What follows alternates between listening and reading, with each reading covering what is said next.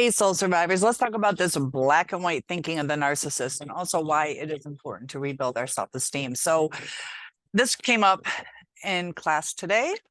Kids are acting out. And there is this saying we teach the kids where if you have this blank piece of paper and you put a little black dot on it and you ask the children what they see, they'll focus on that black dot. They do not mention the white paper. They don't talk anything about it. So they hone in on that black spot. A lot of adults will do it too, but you want to throw the paper out. It's worthless. They don't want that marred up paper. So in the relationship with the narcissist, they start seeing just that little black dot. They forget about what we are as a person, all that good that's all around one little flaw we have. And as they start nitpicking and they go through our persona as like with a fine-tooth comb, they might see little flaws or, they also add to the marks on us. They lower our self-esteem, which is kind of like black dots that we might have. And when we start having low self-esteem, we're trying to build ourselves back up to who we are, to who we know we are. But when you start hearing things over and over again, in a sense, you start to believe it. And I had a lady today had emailed commented about how after having a child, lower self-esteem. Women, we do gain weight. Sometimes we get stretch marks. We're also exhausted. So it's hard to keep our spirits up sometimes. And when we want a supportive person, but when we start hearing things or not being supported, that we start feeling like something's wrong with us. And as our self-esteem gets lowered because we're wondering why this person that we love and should have a loving relationship with, why they cheat on us or become emotionally detached from us. Narcissists don't emotionally attach. They can intellectually attach. You guys can talk about the mortgage, you can talk about this, you can talk about things at work, but when it's at a deep level, they can share, like, it's not the connection, it's words.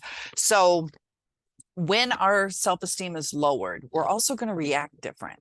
We're going to say things in a different vibration. Our words are going to come across in a different light, vulnerable, somewhat insecure, because we are hoping for some uplifting, but that is the reflection that the narcissist does not want to see. They don't want to see vulnerable. They don't want to see low self-esteem. They don't want to see anything other than great strength. But when they see the great strength, they try to knock it down because they want the strength and they won't feel empowered unless they're above us.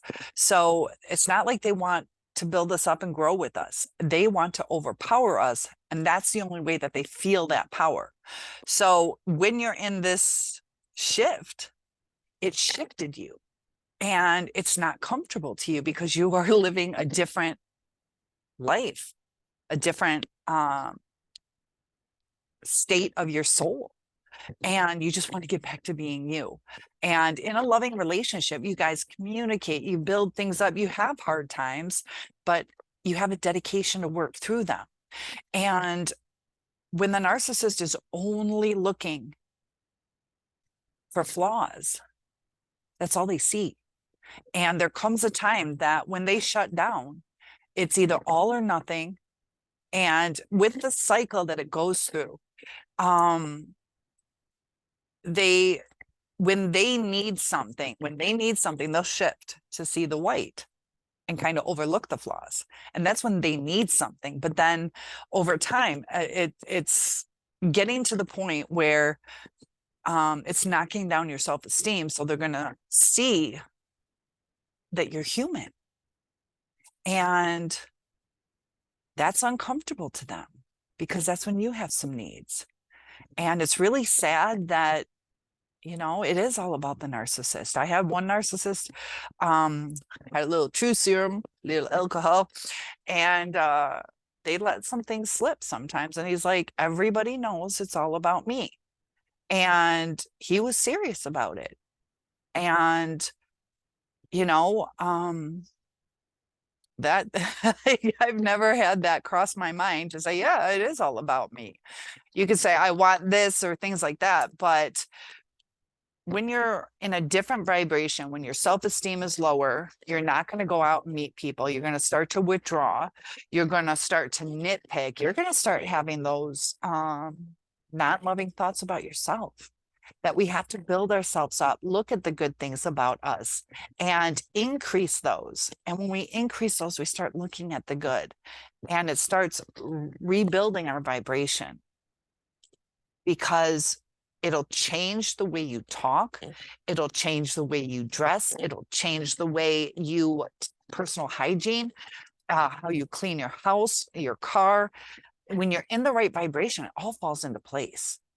And it's little baby steps. Each, when it becomes overpowering, like if you're like, I got to get my whole house clean, I got to clean the basement, the garage, this, that, and it becomes overwhelming.